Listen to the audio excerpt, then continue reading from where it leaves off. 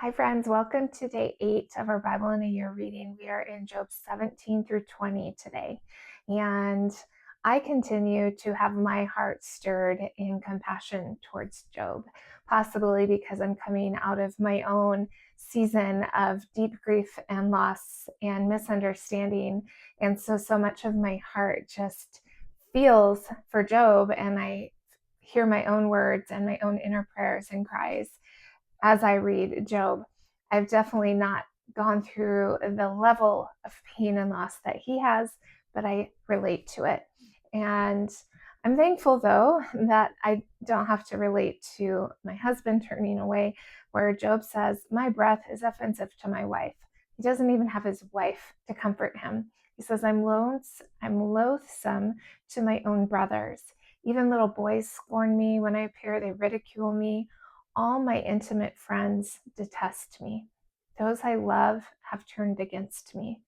And that part really kind of hit my heart as I read it, because it is so hard to continue to trust after being hurt by people that you thought you could trust.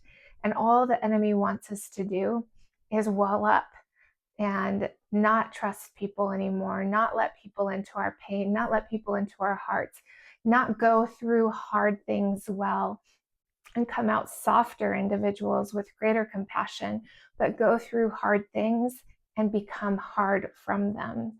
But Job doesn't do that.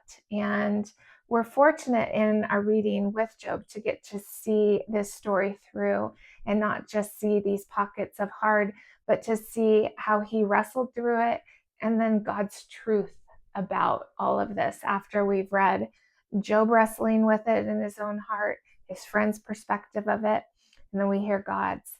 But I just found this interesting in Job 19, starting in verse 23. It says, "Oh, that my words were recorded, that they were written on a scroll, that they were inscribed with an iron tool on lead or engraved in rock forever."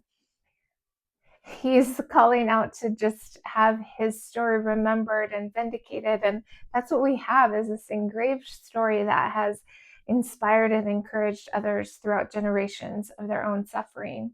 But he says, I know my Redeemer lives, and that in the end, he will stand upon the earth, which is prophetic. And so, even in Job's pain, God was allowing him a prophetic moment of what was to come. What is your takeaway from the reading today? Comment and share so we can learn and grow in God's word together.